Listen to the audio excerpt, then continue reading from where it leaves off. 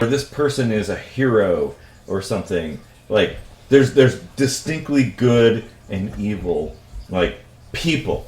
As if a person can be wholly one thing or another. Which honestly, I don't understand that. Yeah. Because, okay, sure, there are good acts and there are bad acts. Like, you could do a bad thing, but that doesn't mean you're automatically like an evil person because he did one really awful thing one time.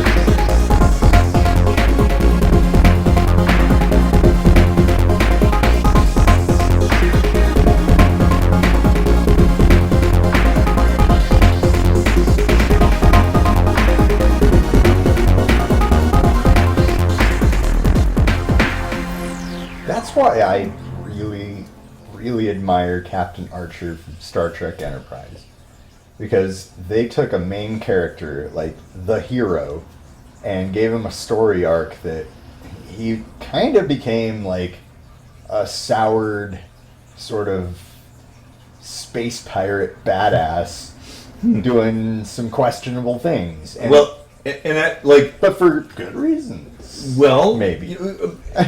From his perspective, too. Yeah. It's like, maybe Benjamin Sisko, my personal favorite. Well, he was eventually a captain, so that counts. Like, he did some questionable things, too, for what he thought was a good reason. Like, was it good? Meh. I don't know. I don't know. But he didn't set out, he didn't wake up and be like, you know what? I'm going to be an asshole today. I'm just going to exterminate multiple planets worth of people. Just 'cause. Like, no, there was like this idea behind it. And that's kind of the point, is like, everybody that does things that we look at as being evil or good, they do it for their own reasons. And, yes. Like, because the argument could even be made, like, there were people everybody thought were heroes back in the day, and actually maybe they're not.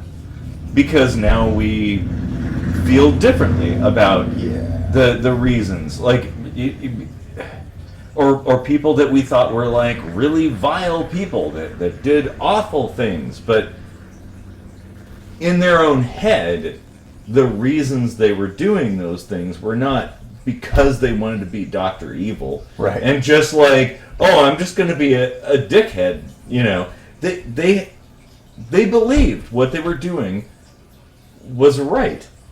Yeah, like the only reason the concept of good and evil exists is because every conflict, no matter how small, results in one person getting what they want and another person not.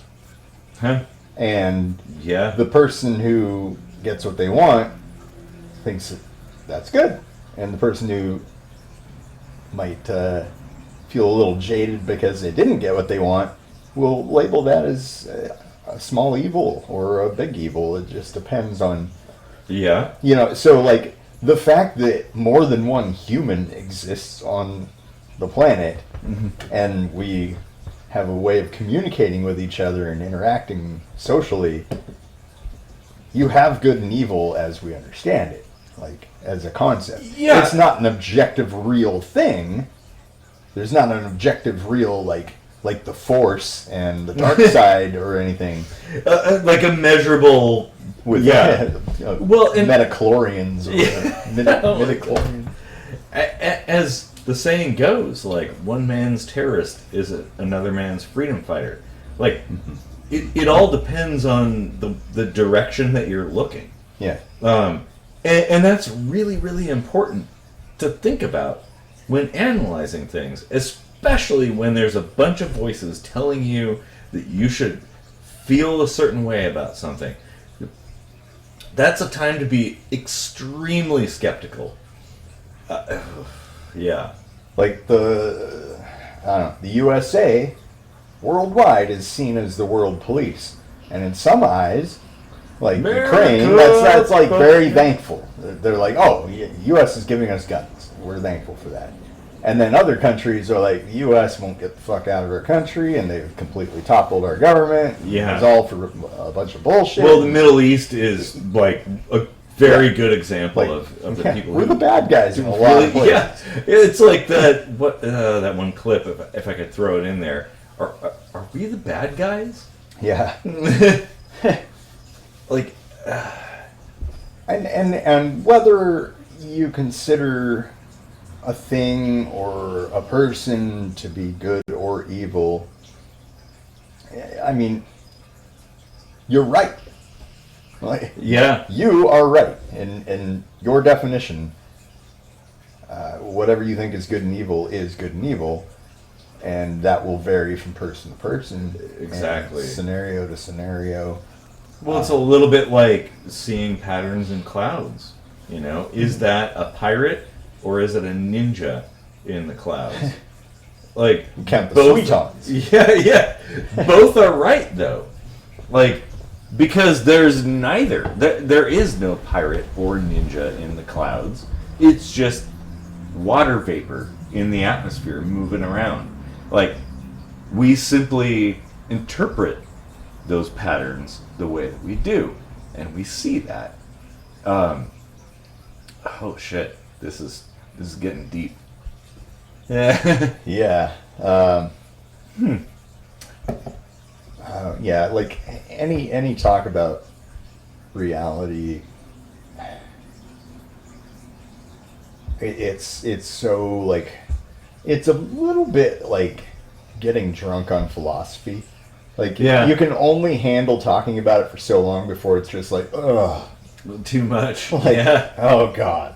Well, like, I guess my point of bringing this up is to encourage everybody to not jump to conclusions. To like, not take things the way that people tell you should take them, but to dig a little bit deeper, to, like, think a little bit. Take some time, maybe, before reacting. Just take a step back, have a nap, or something like that. And maybe don't take things so seriously, because honestly, we shouldn't take things seriously. The universe is a giant fucking joke. Well, it's also not practical to, do, massive amounts of research on everything. Especially, it's almost like a fruitless labor, because a lot of the other things that you're going to look up, you could, just like Etienne from one of our band episodes, no matter what kind of fact you bring up, it always comes down to, well, that's what they want you to believe. That's what that source says, but that source is bought off by this source, and blah, blah, blah. And it's just like, you can endlessly cut things down with this whole, well, what if it's hand-waving inserted here?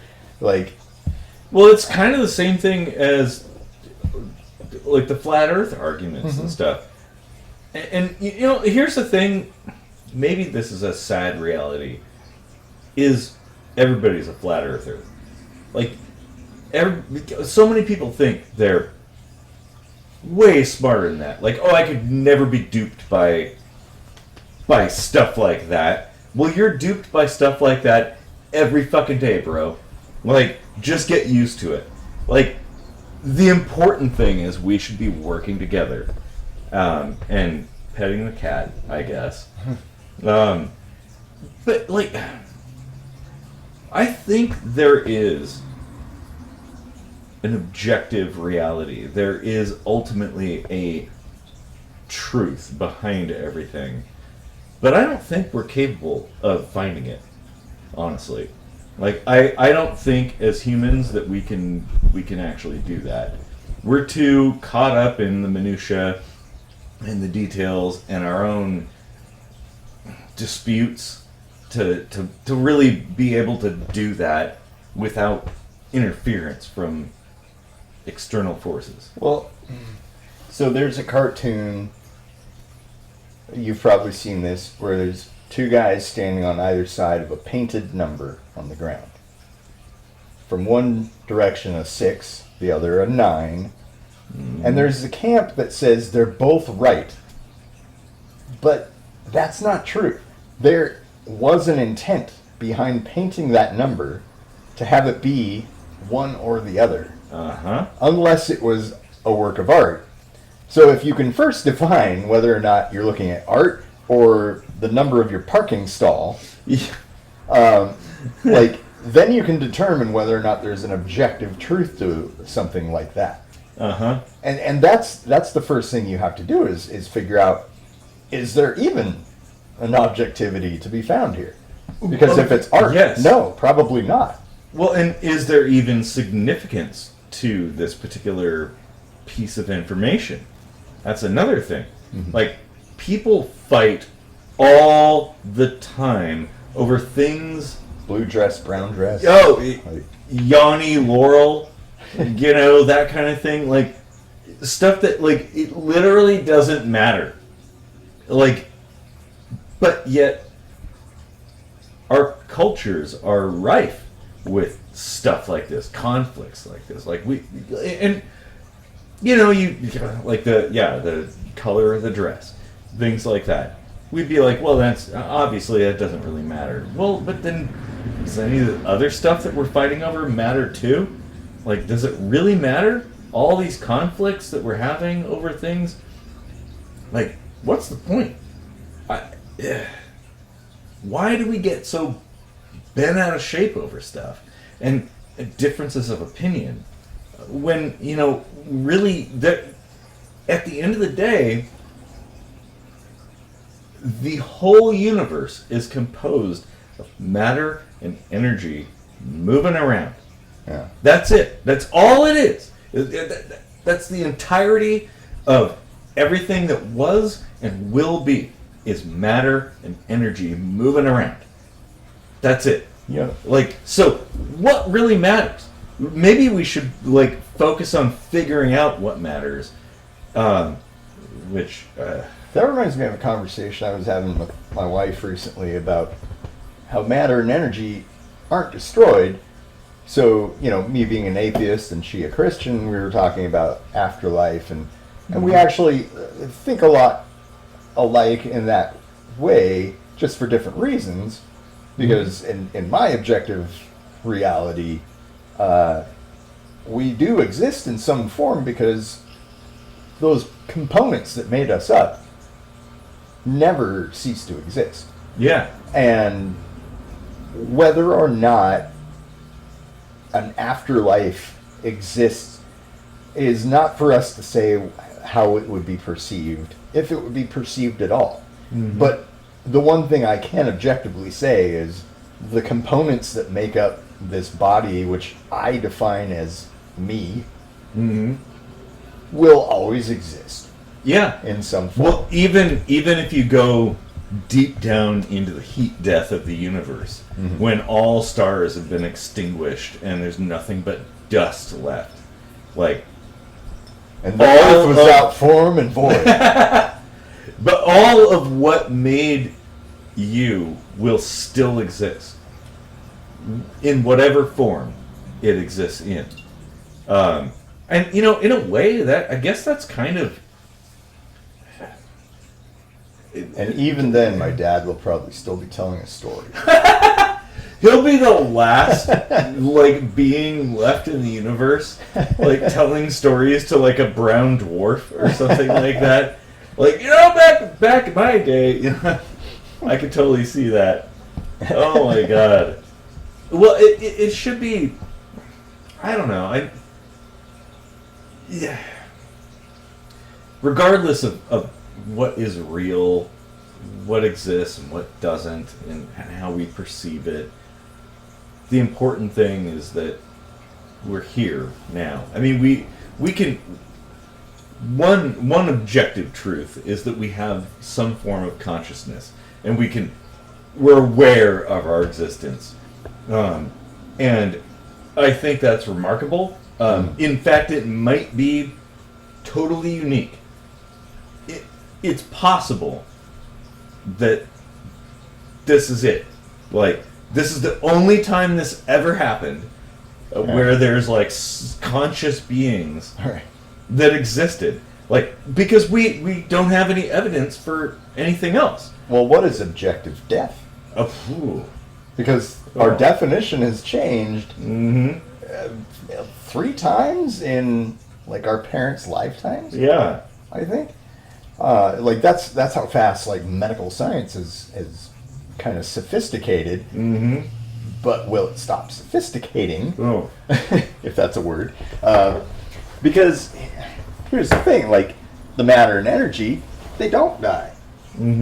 And I consider, you know, as it is now, that I have ownership of these atoms. It makes sense because you have autonomy over them. Yeah. You can will your limbs to move around. What's the objective reality in ownership even? Like, oh shit. Prove to me you own this stuffed capybara. Yeah. No, that's a good point. You can show me a receipt, but I mean, you know, you could have made that receipt yourself. Yeah. You know, like it goes to show you that like the pedantics are endless in questions like these, and you have to kind of stop and wonder, like, what's the point in even parsing things out quite so far? Well, okay, so to me, it's more like a thought experiment. It's something you would consider to kind of find your place in the world. I don't know if it's really worth the candle to try to answer all the deep questions. Hello. No. Is that a capybara? Yes, it is. That is so cute. I've been seeing a lot more of those stuffed animals popping up. It's adorable. I don't know if we should edit that out or not. Where were we? Is it? Yeah, where were we? Well, the weight behind like your actions, like how much should you actually invest in something like that? And I think we should always invest as much as we can in finding the truth. And you know, like we've talked about this before, the truth is not like a place, it's a vector. Like there's no like actual truth. There is a direction that you go in seeking the truth, and you will always seek it. How fast or how slow you go determines how much truth you acquire. I think truth and objective reality are very different things, though. Well, I think yeah, and Because they're similar though. Truth to me implies that there's falsehood as well. There's like, misunderstanding too. That like, because I mean, it's like, yeah, that's well. So I guess I would. we have a whole I would episode say on the truth. So. yeah, I would say truth. Well, okay. Objective reality is simply what is, regardless of human perception and interpretation. Truth is how close we get to that, to understanding that. Like, how close we come to those two things aligning. Well, okay, so if there are multiple ways of looking at an event that happened, and you have one person's interpretation and another person's interpretation, and those don't really align, I don't know that you could say any kind of objective truth really exists. Like, for an event to occur and be observed and reported upon, I think you've immediately removed the possibility for there to be any objectivity. Well, no, you're right. That is a problem with observation of events, in that people tend to put their own interpretations into things. It's notoriously difficult to get information about, say, like a crime scene. You know, you interview people and everybody has like a completely different story, and they're like, well, he had a red shirt, he was wearing a cap, you know. That's the brain. That's Yeah. all the brain. Oh, yeah. That's just how it works. Yep. Like, we can't possibly receive and perceive all the information that we take in. The brain filters and fills in holes all the time. Oh, yeah. Well, I mean, think about it. If you, let's say it's like some dramatic event, like somebody goes on a rampage and starts shooting people. Well, what is your brain likely to collect as data? Is it going to be focused on like what the person was wearing, where they were located, or is it going to be more focused on like, I got to get the fuck out of here because if I don't, I'm going to die? So you're going to remember all the tertiary details as far as law enforcement is concerned, and remember all the stuff like where you were and like this particular corner that you hid behind and stuff like it just depends. Like the memory is very flawed. Definitely not perfect in any regard. Yeah, trying to paint a factual story from the recounting of an event, and even coming close to any like remote truth, I think it's just impossible. Well, and that's something like, so, okay. It may be an event happens where nobody even witnesses what actually happened. Yes, and people infer details. Well, let's go down like, maybe we're coming up on kind of the hind end of this, but I'd like to. That sounds like porn too. Yes, it does. I'd like to at least like talk briefly about like something like that. The Kennedy assassination, where there's all kinds of witnesses. Like, I mean, this was in Dallas. Like, there were all these people that saw things, but yet the witness accounts are all over the place. All over. Like, no one knows what happened. I mean, even with, like, you know, the whole Jack Ruby thing and stuff. Like, nobody knows what actually happened because it happened so fast and nobody was expecting. Like, if someone said to you in advance, hey, I want you to collect as much information about this thing, whatever it is. Let's say it's, I don't know, like a rocket launch or something. Go ahead and watch this and record all the details. Well, okay, you're in that mode where you're expecting to record stuff. But when you're not expecting that, and then some shit goes down, well, how reliable is your memory? You're not like sitting there with like, oh yeah, with this thought like, oh, I got to catalog all the details and stuff. You don't have a notebook or something like that. You're totally out of the zone. So witness testimony would be entirely unreliable.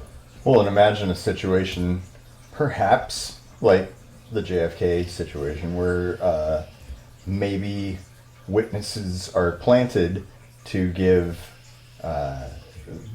varying degrees of what happened in order to sow confusion. And that absolutely could be the case. Yeah. And how would you be able to sift through those and figure out which ones are the plants and which ones are the real ones? And that's the thing. Like, yeah, when you're trying to build a story off of eyewitness testimony, it not only varies, like, just naturally because that's what the brain does, but you don't really have a way of telling whether or not it's varying on purpose. Yeah. Or if it's the brain doing it. Exactly. Because they're indistinguishable. Like, true. Well, and even, like, when you take a bunch of people who have had a common experience, like an unexpected common experience, like, say, a UFO sighting. I was actually just watching a video about that today, where there's a bunch of school kids who saw in was it Zimbabwe, I think, somewhere in Africa. They witnessed, like 60 kids at least witnessed something. Like, there was a thing that descended from the sky, and some kids ran away, some kids went up to it, and everybody gave, like, similar testimony, but it was all wildly different.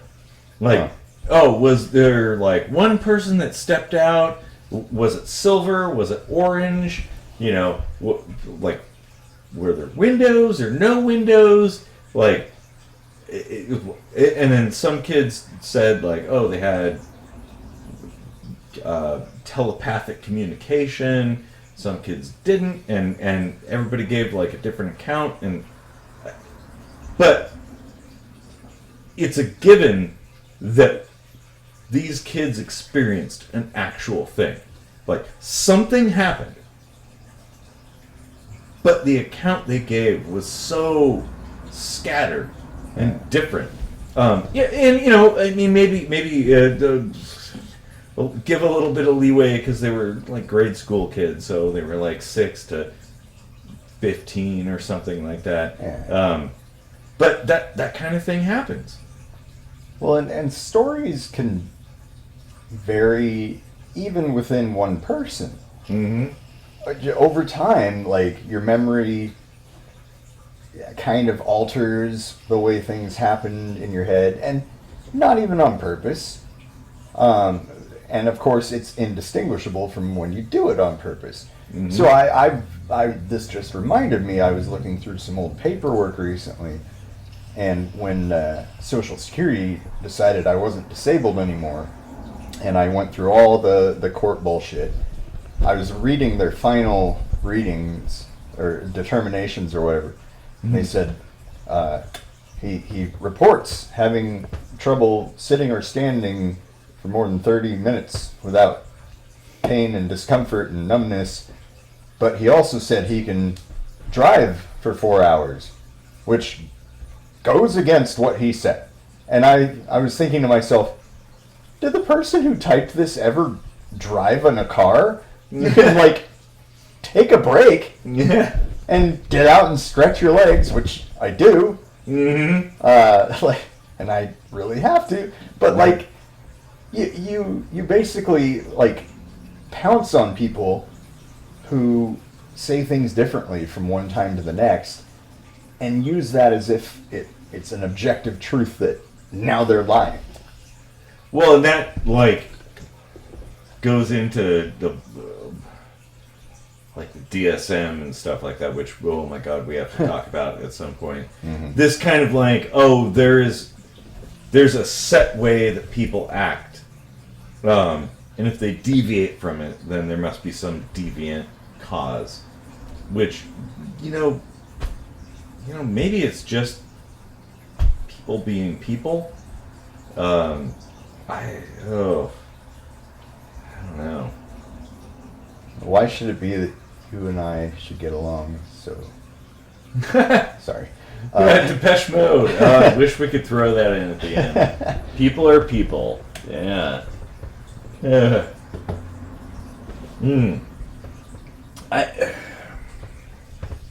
God, this is This is a really deep one. Yeah.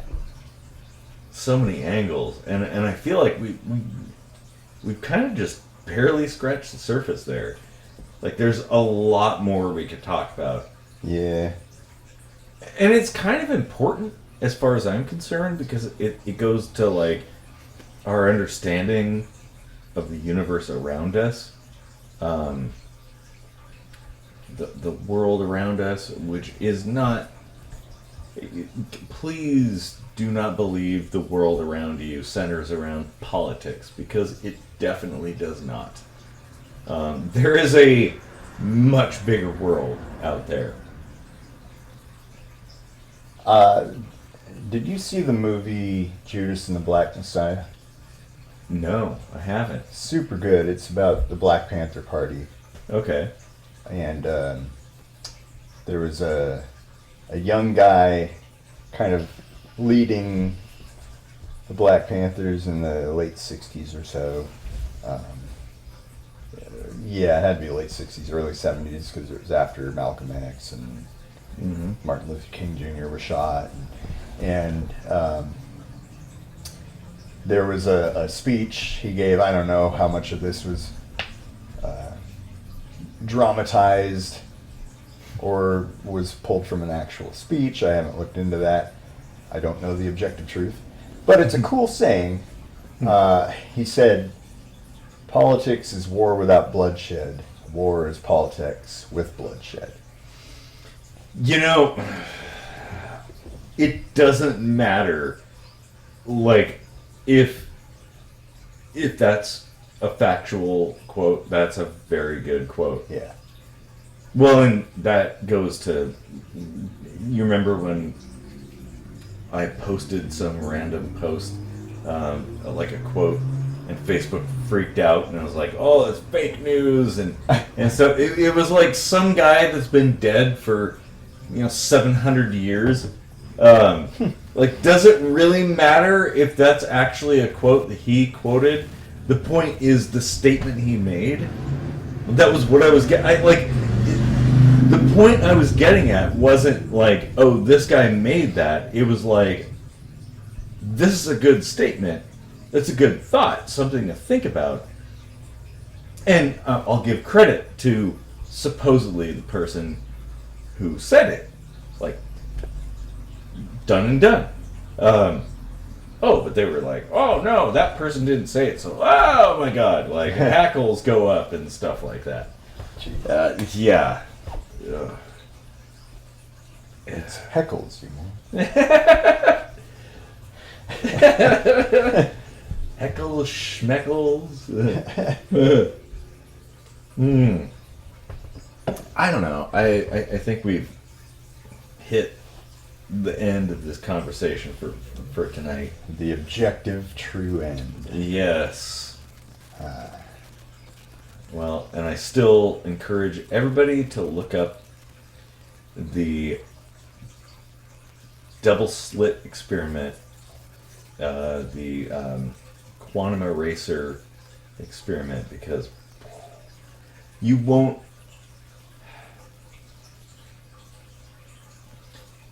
It's useful to feel like you don't understand fucking anything. And you will if you look into that. Yeah. That's a good place to start. Like a position of absolute ignorance. Like, because, yeah, when I looked into that, it was called the delayed choice quantum eraser experiment, I believe. If you look into that, nothing makes sense anymore. Like, okay, well, I'm at level 0 now. I'm just a fucking idiot. And yeah, that's a good place to start. And consider that everybody else playing this game is just as dumb as you are. And, can we try to get along, please? It's not that hard. I don't know. But the true objective end to this simulation. The code to get out is hitting that little thumb and then that little subscribe button down in the corner, and then that little arrow that shares it on your favorite social media platform. That's how you reach the objective end. Or you could say computer end program.